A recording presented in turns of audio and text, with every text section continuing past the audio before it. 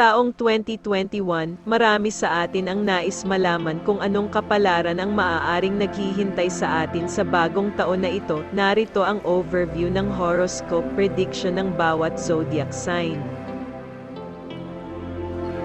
Ayon sa Libra Horoscope 2021, ang taong ito ay maaaring patunayan na maging isa sa pinakamatagumpay na taon para sa iyo. Ang transit ng Saturn at Jupiter na inilagay sa mga square at trine, ang dalawahang lakas ng mga planeta ay magpapahusay sa kabutihan sa iyong buhay. Bukod dito, magdadala ng katatagan ng Saturn sa iyong personal na buhay. Bilang karagdagan, ang 4th house ay nangangahulugan ng mga issue sa bahay, kaya't malamang na maramdaman mo ang kaligayahan at kapayapaan sa bahay. Ang taong 2021 ay maaaring maging mas mahirap para sa iyo kumpara sa nakaraang taon.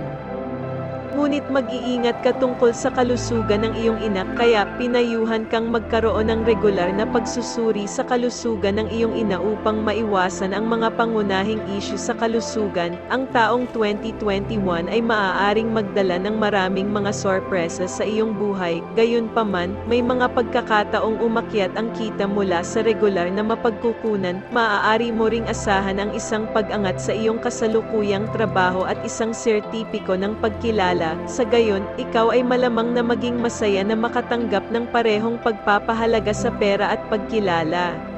Kung sakaling ikaw ay nasa negosyo, may mga pagkakataong dagdagan ang iyong kita sa negosyo. Bilang karagdagan, maaari kang maghanap ng isang alternatibong mapagkukunan upang mapalakas ang iyong pangkalahatang kita sa negosyo. Sa wakas, kung nagpaplano kang magpakasal, ang 2021 ay isa sa mga pinakamatagumpay na taon upang manirahan. Ang iyong pamilya at mga malalapit na kaibigan ay magiging masaya sa iyong pasya at susuportahan ka at tutulungan ka sa isang mahalagang sandali.